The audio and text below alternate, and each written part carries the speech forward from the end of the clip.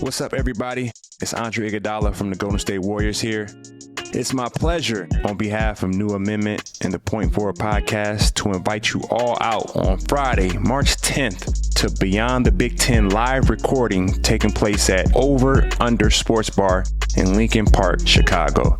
That's Friday, March 10th at Over Under from 3 to 7 p.m. Look forward to catching y'all there. Welcome back to another exciting episode of Carmen's Crew Podcast. With joy and smile and love in my heart, our Buckeyes, we got one. We got one. Say, everybody over at New Amendment, man, we appreciate y'all. Y'all didn't give up on us. We didn't give up on the Buckeyes. And we're going to give y'all all the inside scoop, of course, with Adam, Jardy, Aaron Kraft, Mr. Sullinger, and myself, David Lighty. We appreciate y'all checking back in with us for another episode, man. And I'm going to just give us a round of applause for the Buckeyes. Not going 0 for 10. And we got one win at least in February. So and that's just a relief for me. And I think we snapped a 9-game losing streak. So that's always good. And I mean, I think it's time for us to take over now, really. I mean, we're going to win the Big Ten tournament. So this just got us ready for it. That's what I'm going to say. UConn won 5 games in 5 days in their Big East champ, and then they went on to win the championship. So, hey, it's possible. I don't think we're in the same category at the moment, but I'm just glad we got the win. I like the win. I like the way we played. Everything was good. It was good to see in person. It was glad to be there. So we got the win. Oh, for sure. That's the biggest thing. I think, Lighty been speaking about this every episode. We can't go over. And he was so optimistic and he was so hyped about us getting the dub, man. We needed it. I just thought our freshmen in that game, I'm speaking specifically on the win. In that game, they stepped up, man. I mean, Bryce played well, Bruce played well, but the guy that flew under the radar, and I seem like he always does this, Justice. When Justice plays well, something always happens good for us. We always have a chance to win, and it showed against Illinois. Yeah, I'm with you, Sully. I mean, aside from Aaron getting the biggest ovation of any of the captains at halftime, which it was clear, there was a clear difference there when you were announced. So that was kind of neat to see there. But yeah, I mean, Suing played a great, I won't say great game, but he had some huge moments. We've talked so much about this team, and they get into those situations where it's like, all right, someone's making a run. How do they respond? And in this case, it was Justice Suing. He got like 2 or 3 offensive rebounds once Illinois caught it to 1, and then he had the putback that pushed it to 3. He had a save on a fast break the other way. First double-double of the season, I think. He had 11 rebounds, 14 points. I mean, 14 points, yeah. For a guy that I think has really worn this season on his shoulders, and I think has taken it to heart that this has been a disappointment, I was personally just happy for him to kind of come out on the other end of it and at least have an enjoyable day and come out with a win after all he's been through. What do you guys think about talking to some guys and like kind of how Justice has been all year? Do you think that he played well because Bryce and Bruce played well? Like, as because Justice wasn't like the go-to guy that he was like, all right, all the pressure's on him, but he's kind of like that second or third guy that can kind of play in his role and doesn't have to press when other guys are playing well. Is that kind of like the space that he's like really good at and really successful at outside of, the game he had 30 early in the season? It just seems like he fits into that role a little better when all the pressure's not on him. So just curious. I think some people ain't gonna like this. I think the reason why he played the way he played is because the paint's more open. There was no Zed down there. So only thing about Zed's a good basketball player, great basketball player, but the way Justice play, he's not a shooter. He's always the mid range to all the way to the paint type of guy. And when Zed's down there posting up, ducking in, it kind of takes away his space of be able to wiggle down there. So that's why you kind of saw him go, I think it was 6 for 14, which I don't care about that. I just like the aggressiveness and Justice. Yeah. And then with 11 rebounds, like you kind of seen the effect of like not having a legit big down in the paint, because like, you know, for years going on, we had a guy like Caleb Weston he can be outside and inside depending on the matchup. And Zed's not really there yet. He's developing to get there, but I think the biggest thing was not having Zed down there. I think so too. I mean, we talk about this game and we want to get into the X's and O's of everything. I just want to talk about the spirit, the energy, the excitement from everybody. I think like that's contagious. You know, you get the dunk, which should have been an and one, and everybody's going crazy. Like it's a one possession game. Like that's a big play. Like it's 6 minutes ago, we were up 12 or something like that, or 15 points. And, you know, Illinois slowly walked us down. And I think, you know, 2 weeks ago, we put our heads down, and there's things that we talk about in earlier in the podcast. Like we shut down when things go wrong, but for some reason it flipped. And that energy and that excitement from everyone was what I like to see. Like Sully said, if Justice is being aggressive, I'm fine with it. It doesn't matter if you score or not. What they say, you're from Hawaii, aloha, all that, right? Just relax, chill, be you out there. But I mean, that's what it is, right? There's a whole state very angry at you for doing this improperly, but it's cool. My bad. I mean, Kraft, you can show me, tell me. I mean, it's in the bloodline, it's the family, right? So exactly. You're right. But man. I like that out of him, and I think the freshman taking over for us has been tremendous. Give my guy a lot of credit for not worrying about what happened earlier in the season or earlier in the Big Ten, and continuing to play well this whole week. It was great. I think Bryce had, 20 points? Bruce had 20. Bruce had 20. Oh, Bruce had 20. And Bryce had 15. 19. Mm-hmm. Okay. That was the other game. I'm thinking of Penn State game. My bad. That's what it was. So just a big week from both freshmen is what I'm liking as well. So hopefully we can see that continue. And just to get the start that we had with this game, I think it was amazing. But it was a win that we needed. So it's relief for me. I like seeing. You want to talk about the? Go ahead. I was just gonna say I liked Sully when you're talking about like kind of went under the radar that you liked. I thought you were going to talk about Roddy Gale's defense, because I felt like the way that he was able to sort of impose himself a little bit really took Illinois out of what it wanted to do early. And I do think it was a little bit of a tired Illinois team, and they're playing their fourth game in 8 days. But I felt like Ohio State took them out of things early in a way that we have not really seen this year. And I thought the way that Roddy and Bruce, and then at times like Ice, like those guys were able to really impose themselves. Like Roddy was just all over the court defensively in a way, I'm playing with just a different type of energy, it seemed like. And I thought that was really big for the way they played overall. It didn't show up on the stat sheet, but I thought he was important for how they, it was their second best defensive game of the season. I mean, he played 30 minutes. So true. For and sure. I think Roddy, that's Roddy's calling card, to be honest with you, is the defensive end right now. Like later in his career, he's going to have the offensive freedom to do what he needs to do. But I just think Roddy's calling card always been the defense end. And then on the offense end, whatever he gives us is just a bonus. I just thought we played as a group. We shared the ball as a group. And I just thought that the energy of how we played the game on both sides of the ball is the reason why we won. We deserved to win that game.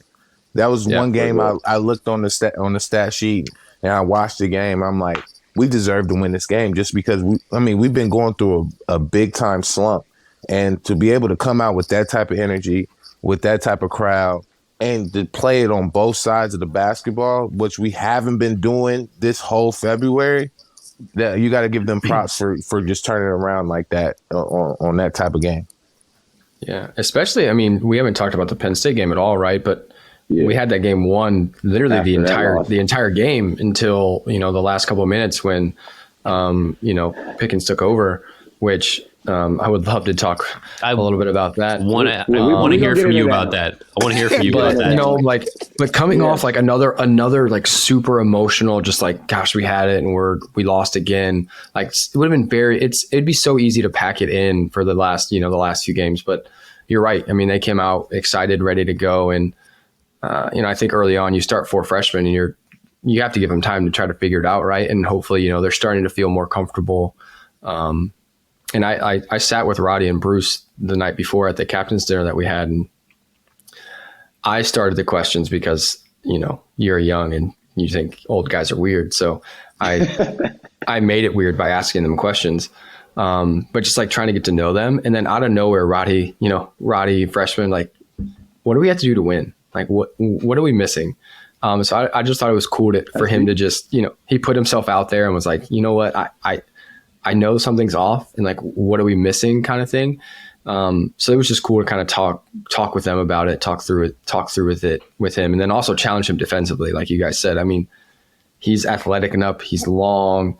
He's super athletic. So it's just good to see, I'm a defensive guy. So when we see guys diving on the floor, and he can block shots off the glass and those things, like those are the little things that we haven't had all year. So to start building it now, hopefully that, builds momentum. You just gave Adam another story. So you told Roddy how to win, and then Ohio State broke its losing streak. So how much credit do you get for this game plan, Aaron? Zero. I was one of many captains that spoke that night. Honestly, for me, I think there was a lot of, like Michael Redd actually said it, like there was a lot of gold in the room, and a lot of gold that was being said, a lot of gold that could be mined if they were willing to ask questions. So Roddy asking that, it was just it was me, Bruce, Nick Kellogg, just kind of sitting at this table, and Nick and I both gave an answer that I think resonated a little bit.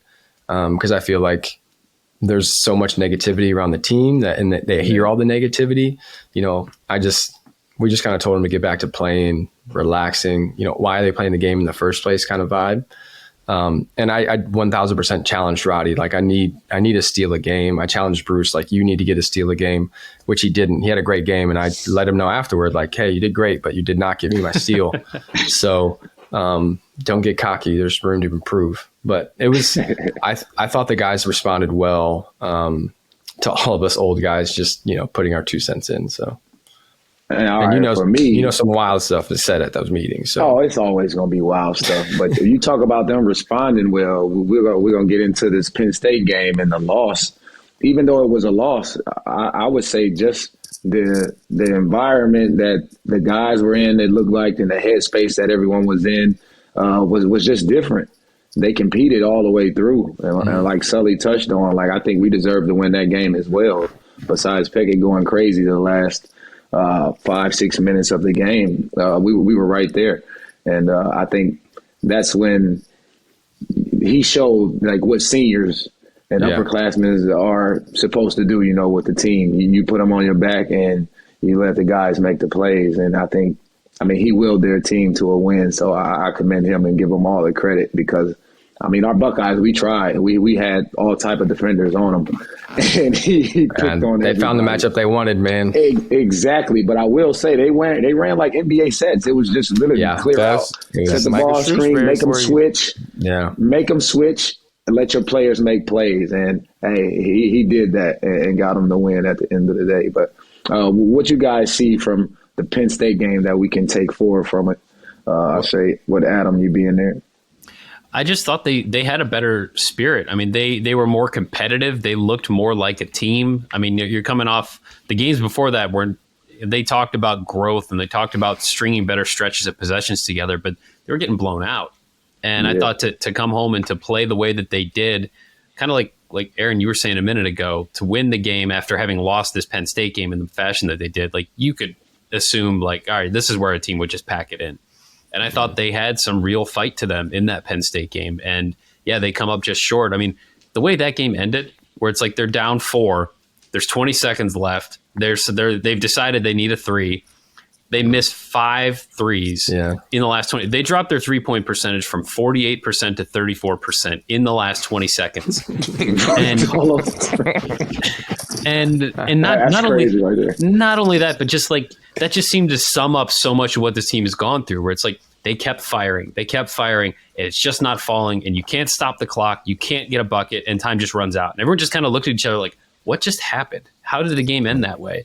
And to go from that to then win 3 days later, I was impressed by that. Honestly, first of all, let's start out there. Pickett is the first team All-American. I mean, the way he's been playing, it's been absolutely crazy. If he's not scoring, he's assisting. If he's not assisting, he's rebounding. So you gotta give him his credit, man. What they did down the stretch, Michael Shrewsbury being under Brad, playing at the Celtics, watching how you just kind of pinpoint matchups or mismatches. I thought he did that pretty well the last 5 to 6 minutes of that game. But I mean, to Adam's point, I mean that last 20 seconds, just watching it, that kind of sums up our season. It's like all it takes is 20 seconds for us to lose a game, it seems like. I mean, you go to the North Carolina game, you go to the Duke game, like we always have like a little stretch where you be like, yeah, that's the reason why we lost. And so I won't say that's in the Penn State game, that's the reason why we lost. But it's just that kind of sums up the season that we're having. It's just we just have bad stretches where we just cannot put the ball in the hole or we cannot get a stop. Stop. Yeah. I'm a fan of the layup in that situation. Also, interesting point. I think just from my playing experience, the way that they were purposely putting Bryce, in the ball screen to get him to switch. I personally, in the future, and just from my experience, I would have loved to seen Ice it was mostly Ice, just fight through the screen and not switch, because the guy setting the screen's not really setting it as an action. He's just setting it knowing they're switching, right? So I vividly remember doing it against Michigan, with DT. They would put DT in it and Trey would get DT on him. And it happened the first time we played him, and I was like, that was a terrible decision. And so Trey misses at the buzzer and we win. We win by 1 or whatever. So then they tried the same thing at Michigan later on. And I remember thinking screw this, I'm just going to fight through it. And they said it once and I fought through it and the guy left. So then you can play the matchup that you want, and be a little more aggressive defensively. So that was just something I thought was a little nugget that Ice could do. I think in the future, Roddy could do. But he was incredible down the stretch, wasn't he? But that's my thing too, though. We're defenders, I would say, but it's it has to be a team thing. It has to be a team thing. We know what's coming. They ran it over and over, basically, down the stretch, and got different guys to check them. But it's we know who's the scorer. Get it out of his hands. Don't leave your guy on the island. You don't even have to double shade. Shrink the floor. Make them see bodies. Yes. You can't give a good player the same look over and over and over again for the last 6 minutes, and especially how they play small ball anyway. Rotate. We trap the post. That's what we were doing. So trap here and see what happens. It rotates. Exactly. That's what I'm saying. Right. Yeah, I will say too, though, if you look, keep going. Penn State is one of the oldest teams in the country, kind of vibe. Number one. They're the oldest. So and if you look at if you look at the stat of the percentage of possessions or percentage of minutes that there's the younger guys and first or second year guys, we're really high on that list. And Penn State's really high on the percentage of players that are third or fourth year players. So I think down the stretch that kind of played out. You saw the older guys take their time, figure out their thing. And obviously he took over after being in foul trouble early too, which I think is big for, as just growing as a player. But there's something to be said about experience, and it's hard to gain experience in the game now because of the transfer portal. And, we're at Ohio State, so we want guys that are really talented and potentially could leave early to go to the league. So it's give and take with it. That's the beauty of each season. True, but Adam, you probably know this if off the top of your dome. Since Michael Shrewsbury's been there, I feel like he's kind of been handing us those losses that we don't need. Last year in the Big Ten tournament, I think that was a bad one. I think the COVID year where we lost to them at Ohio State, at the buzzer beater. There's a lot of games that Penn State has kind of given us L's that we shouldn't have taken. But to Kraft's point, when you got age on your side, that's somebody that's been through the trenches, somebody has lost games, close games at that. It's just so hard to teach that to your young guys. We're taking our lumps now, But next year, let's just throw out a scenario. Everybody comes back next year. Like everybody comes back. And we add our class that we had last year. This team will probably be top 5, top 3 in the Big Ten just off this season alone of learning how to win, learning how not to lose. And so you can't teach age, you can't teach experience. And you look at teams like a Penn State, you look at teams at like a Northwestern, you look at teams like even the Indiana, because Trace Jackson he was supposed to be a one and done. He's been there for I don't know how long. So you look at teams like that and see their success. Purdue, like you see their success. It's mostly based off of age and learning how to win in the Big Ten. It's hard to win in the Big Ten. You can't just throw 4 freshmen out there and expect to win every game. It's rare. It's definitely rare. It's definitely rare. Before we move on from this game, we need to allow Adam, our statistician, to give us the greatest stat of the game. Penn State game? Yes.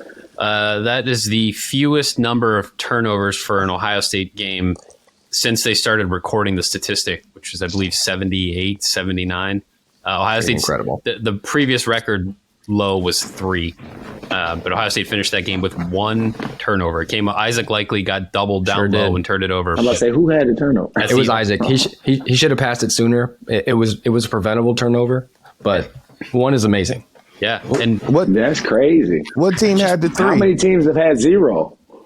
I don't know if anybody's had 0. At least not at Ohio State. Not at Ohio State, just period. Yeah. They had 3 in a game against Illinois. I want to say, I can't remember the year off the top of my head. I have it written down on say 2000. Give me a second. I might be able to say find it here. That's crazy. We'll go with 2010.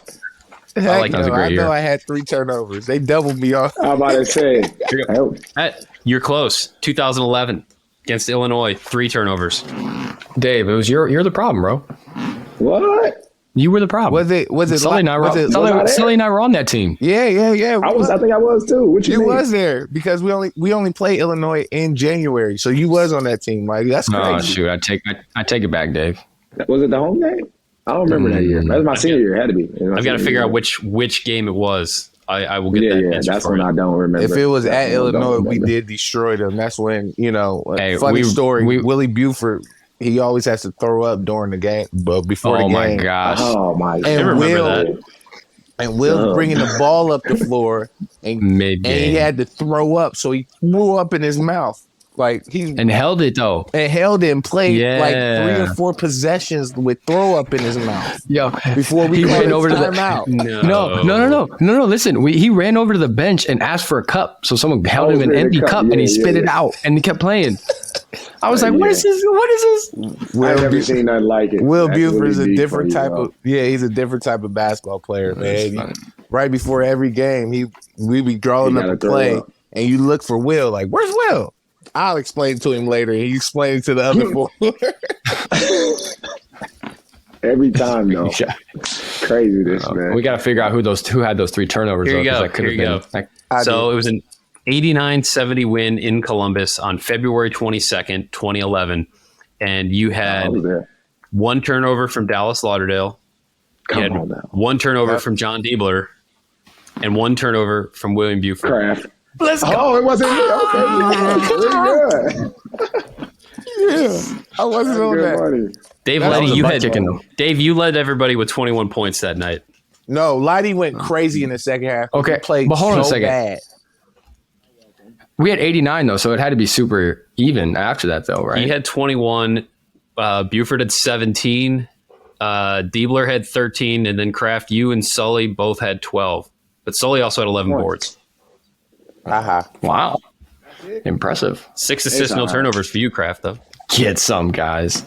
That was the easiest year to get assists, though. I'm going to be honest. Everyone was making shots, so it was very easy. Literally. You got 3 people shooting 40%, and you got Sully. You picked. And they only doubled off of Kraft, and Kraft would down the middle. I passed to Kraft. They come help off of Kraft. Kraft hit it to the wing. 3 ball. We need that. But all right, man. We're going to get into the scout report. We got Maryland coming up. And we We got Michigan State this week. I mean, for me, I think Maryland's been like 9-4 or something like that since we played them. Yeah, and really I look well. at that team, it's like we were kind of in the same boat when we played them the first game, and you see how they kind of taken off, and they're a top 25 team now, and we've kind of, sank. But it's a chance to mess up people's positioning. That's how I look at it. Go out, be free, and play the game.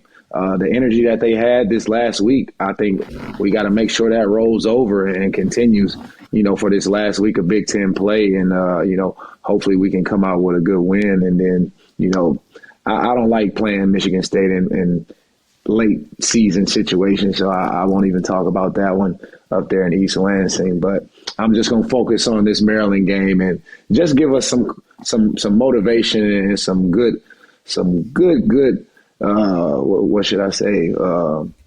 Juju. Fuel for next year. I would say, beating a ranked team, which we haven't done in a long time, this season. So, what do we see with Maryland coming in and playing so well right now? I'm interested to see how we play. Just because the first time we played them, I think it was without Zed. Yep, first one without him. Yep. And that was kind of like a shocker because he was still trying to play, but we didn't know if he was going to play. And so our game plan was kind of like with Zed in it. This one, this game plan is going to be absolutely without Zed. So we should know how to, play them this time, and we should know where we need to attack from. I think we're going to be all right. I think we got a chance as long as. And I think I say this every freaking podcast. As long as Justice plays aggressive, we have a chance. I don't think he understands that. It's like he has to be our aggressor, because once he becomes the aggressor, then Bryce doesn't have to be the aggressor all the time, and then Bruce can get loose, and then Sean can get loose the way we got loose against Illinois. So. As long as we stay aggressive and we play with the same type of energy that we played with Illinois and even Penn State, we have a chance to win in our home crowd. Yeah, the thing that sticks out to me about that last game was that Ohio State actually had the lead at the half, and then Maryland just opened the second half and just destroyed Ohio State. And then Jameer Young just got rolling. And there was 30, right? Yeah, and it was we think about the games that have happened since then and how much that was like foreshadowing what was going to come, where Ohio State played well and then they lost the game in the span of a couple of minutes, and somebody in the other team had a big night, and this was the first of many nights that looked like this. So they played them even minus that stretch there, which is a place that they never seem to win for whatever reason. So theoretically, you could maybe flip some of that playing on your home court and try to build off the momentum you had. But I just think that they got to find a way to stop Jameer Young. And, we talk about that was the first game they played without Zed, but like Ice was still kind of working his way back after having, been out for a couple of games. And, maybe you're able to lean on him a little bit more defensively in this matchup than you were in the last one. And maybe he can neutralize him a little bit, but I don't know. He's a little dude. Who did a lot in that game. He had double-double. 11 rebounds. Yeah, he can rebound. He can rebound. So, a lot of free throws, too. Yeah. And an older guy at that. Yeah. I mean, I think it's a great challenge, right? I think, as a team, we want to figure out a way to be consistent every game. So I think we won a game, we're probably feeling better than we have in a really long time. So how are we going to respond to having some success as a team? I think that's something that to be a great team, you have to bring it every night. So I think that's a challenge for our guys. And then I agree with what you're saying, Adam. The only thing I remember from that first Maryland game was that crazy run they had at the beginning of the second half, and Jameer Young just destroying us all game, offensive rebounds, free throw line, scoring however we wanted. So I want to see who's going to step up on the defensive end to try to neutralize some of that. Is it Bruce? Is it Roddy? Is it Ice? I think we have multiple guys that are capable, but who's going to want to take that load on themselves and say, how he plays is normally how Maryland's team goes. And they've been playing really, really good basketball. So how are we going to try to cut the head off the snake in a sense? Who's going shoulder that responsibility? And can we respond after playing well for 2 games, really? Can we respond by, playing well again? And then, the game up at Michigan State, Sully and I have a great win late at Michigan State in the season, Dave. So I don't know what you're talking about. But, I mean, both of these games are like... Lighty did too. In for sure. In 2010, y'all walked into Michigan State and y'all quiet the whole crowd. I'll never forget that. Y'all walked in and just destroyed them.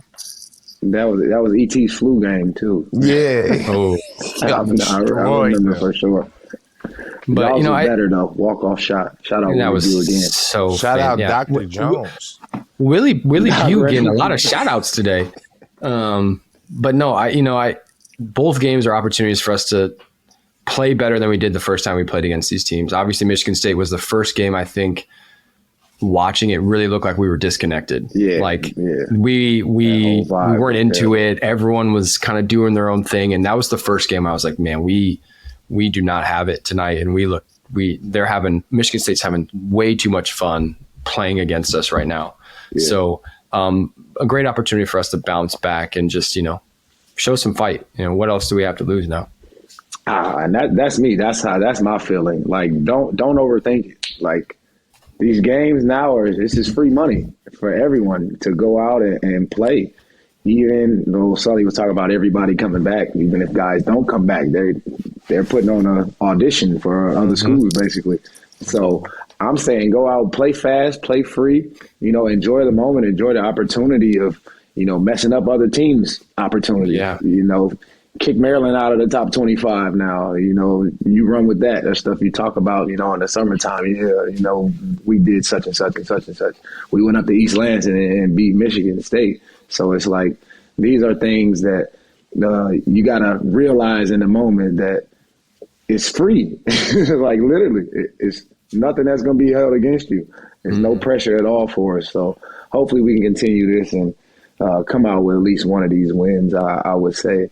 But if it continues to go how the freshmen have been playing, then I think I'm happy with that. The production from everybody, and again, the aggressiveness from Justice is going to play a huge role in where the Buckeyes go that week. But we're going to talk about this word on campus.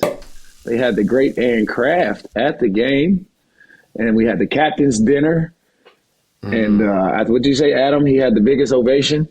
He did. It was between him and Mike Redd, and I think Kraft took him up out of there. Dang, you're a true Columbus boy now, huh? I mean, Michael Redd has an Olympic gold medal, so that's all. And he has a Final Four. Yeah, you're right. I just went with the most unique. Are they gonna give us that back? But no, we're gonna say Kraft being back on campus. Like, just how did it feel to be, around the guys at the gym and, just conversating with coaches and players and just getting a good feel for what's going on in the program? Because I know we talk about it, but actually being there is different. And I mean, Adam is there literally every step of the way. So just to get you guys insight on actually being on campus. I mean, everyone is trying to figure out how they can help the team be better. So whether that's, TD, who was on the show last week, I think he has a lot of really good ideas, and he has a unique perspective because he's a former player that had a lot of success, but he's also around this team all the time. So it was really fun to talk to him and just kind of see what's the heartbeat of the team going, to, Coach Q, the strength coach, just like he is ready for summer. Like he is ready to get after this summer, which I think, is great. He's already thinking about how he's really going to challenge these guys and like put them to the grind, and kind of a little bit of old school, kind of like, when we were there going pretty early in the morning and just saying, all right, this is what we're going to do. So it was fun to talk to those guys. And obviously, you get a little bit with Holtman, but with practice, he's got a bunch of stuff going on. But I don't know. Practice is high energy still. Somehow, some way, they're still out there getting after it, competing at a high level, which is great to see. I like to hear that. But, all the ancillary staff, they're all trying to figure out what their role is and how they can improve, which I think is a great spot to be, because it'd be so easy right now to just be like, all right, there's however many weeks left in the season. Let's just let's coast to the end and figure it out. But guys like Nick Kellogg and, Robbie Rookie, you guys remember Rob, they all have their little inputs and they're all trying to figure out, how they can help the team, which is good. And then, as I said, I only got to spend the dinner with Roddy and Bruce for the most part. Bryce came over at the end, but I think the biggest thing about the dinner was letting these guys know that we're still behind them. Like, I think there's a lot of negative self-talk that can happen, and you kind of feel like you're letting a lot of people down. But I think it was really important for them to hear, captains literally all the way back from 1960 to, Joey Lane was there. So he's 2019. So, that's 60 years of former guys that have had a lot of success at OSU, just reiterating to these guys that, like, you're still part of the brotherhood. You're still, part of this thing. And we want to support you. We love you guys and just want to encourage you any way we can.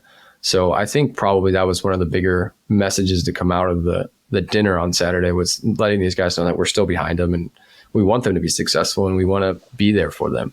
So it was just fun to see. And obviously they responded. I don't think we take any credit for that. Take the credit for sure. What you take the credit? Yes. They came out and just, did what they had to do. So it was fun to see, and just it makes us want to be around the program more, like the weekends like this is what I kind of imagined what it would be like when I got done playing.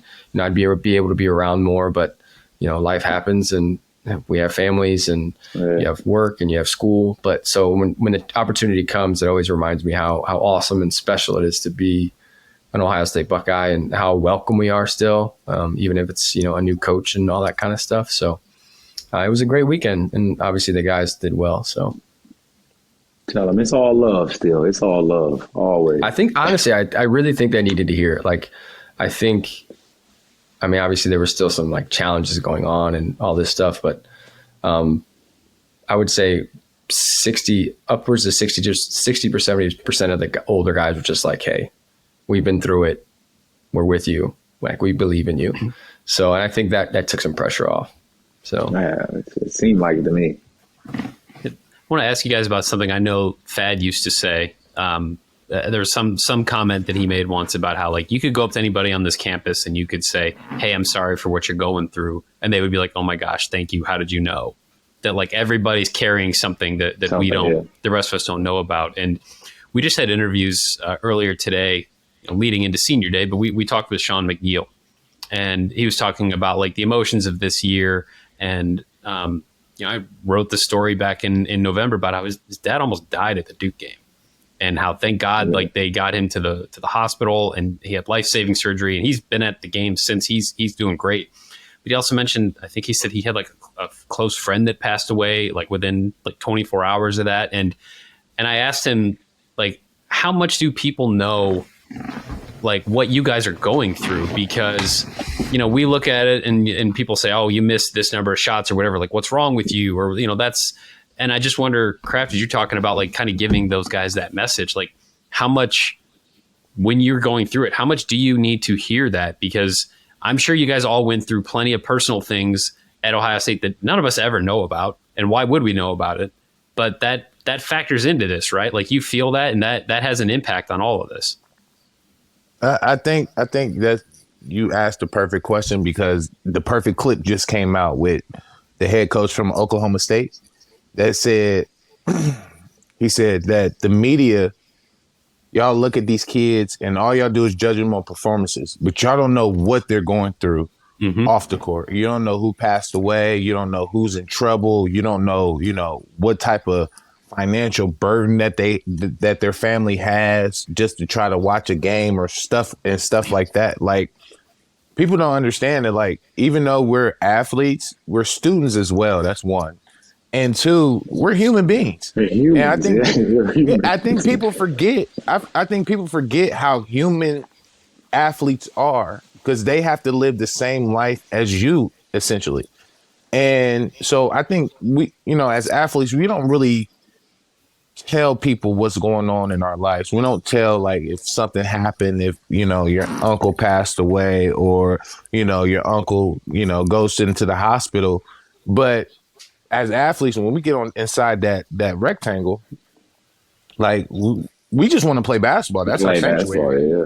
That's our sanctuary where we get away from everything. Now, sometimes stuff off the court creeps in on the court, but all the good ones know how to compartmentalize what's going on in their life. So, I mean, people really don't know what's going on with the athletes, and they don't know what can affect their performance. But at the end of the day, we're humans, man. We all are human beings.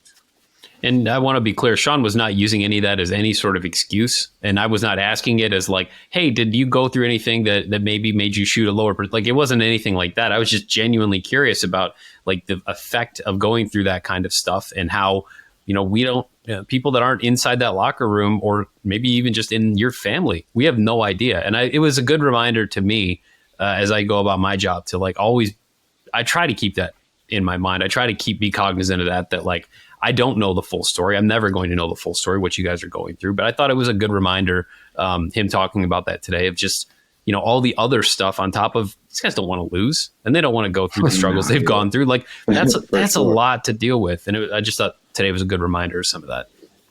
Now, I mean, you guys talk about that. I would say for me, it's even more with all the social media and can reach out to these players and bring negative things to them. I think they talked about CJ talked about he was off social media all football season, but somebody would Zelle him a message or something like that. Fans would Zelle him a message. Yeah. Like, are we that crazy that this football game on Saturday affected you this much that you're going to go into this man's Venmo and message him?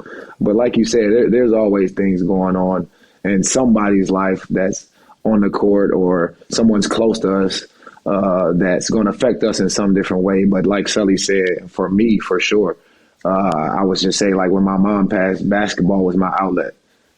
Literally, when I stepped on the court, I was free and I was at peace. When I got off the court, that's when everything comes in my mind and it hits me and things like that. So this game of basketball has done so much for me in my life. It literally has been therapy.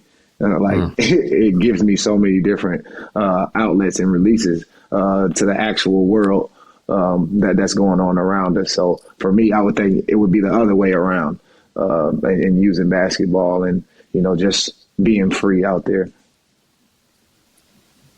I didn't mean to derail the conversation. I just, Kraft, talking to those guys and kind of, giving them their support. It just jogged that in my mind from interviews today. And I was very curious for what you guys thought. We all need love. Always love. That's why I'm positive. We just be positive. But I also think, Adam, like for your question, you kind of opened up the eyes to, not only to you, but like to the whole media, to the whole fan base that, there's things that go on in our life similar to everybody else's. But we still have to perform at a high level, no matter what's going on outside of our life. And so I just think you brought up a good question that people need to understand is like I say all the time, like, we're humans. So like there's going to be things that we go through that everybody else goes through. So I thought that was a great question and a perfect way to, kind of sum up the human eyes of a athlete. Like, you know what I'm saying? Yeah. Like it was great. I thought that was a great question. Definitely a good question. Definitely. But I think as a team too, or the great teams, I would say, they kind of keep that in-house. Like you said, it's things that you guys probably never going to know about, but it's like we go through it together as a team and it helps guys grow. Literally. I can give you a perfect example is the IUPUI game. My uncle passed away like 5 days before that. And my dad told me to go to shoot around, and Coach Mata and everybody else, Lighty, Kraft, John, they telling me to go to the funeral. And so like now I'm in the conflict, and I got my dad who's been my coach all my life, and my teammates who's there for me. They're telling me to do the opposite thing. So of course I follow my teammates. Boom. I get to the funeral. get ready for the game, and all the guys is just like kind of around my shoulder, like, we got you tonight, we got you tonight, we got you tonight. Unfortunately, Alex Young, I'll never forget him. He went off against us, and I feel like, going through situations like that, again, like Lighty said, that's like your therapy. That's when I had one of my best games in my college career. 40, did he? Yeah, I had 40 points that game. And it was just like, sometimes emotional games kind of carry you over the hump, and you kind of have some of your best games of your life going through emotional burdens. Mm-hmm. Ohio State freshman scoring record right there. That's the beauty of it all. This guy. But we appreciate it, Adam. You got the great question, man. Bring out the emotion. We need that, the realness. Mm-hmm. But like we say, we just don't give the Buckeyes love, man. We're going to sign off and just wish continued success. And we're going to show love to guys up at Michigan State as well with the shooting and all that stuff that they had going on, that we still going to bring love as well. And to our Buckeyes to finish out the season strong. And we'll be with you guys next week with another episode. So make sure y'all tag, click, DM, questions, and all that other good stuff. Beyond the Big Ten, and we still coming with more stuff. Appreciate y'all. Peace, love, and head grease. We got the locks going with the grease. Beyond the Big Ten is a network of podcasts that aims to be your go-to resource for all things Big Ten. We cover the entire conference with shows hosted by ex-players and athletic alumni, aiming to be your go-to source of information and entertainment for your favorite team. Hosted by ex-Big Ten players, media, and insiders, our podcasts are focused on giving diehard fans and those alums an inside scoop about the teams and people that make the Big Ten Conference one of the most watched and most talked about conferences in sports. We're excited to talk Big Ten basketball with you wherever you may be. Subscribe now.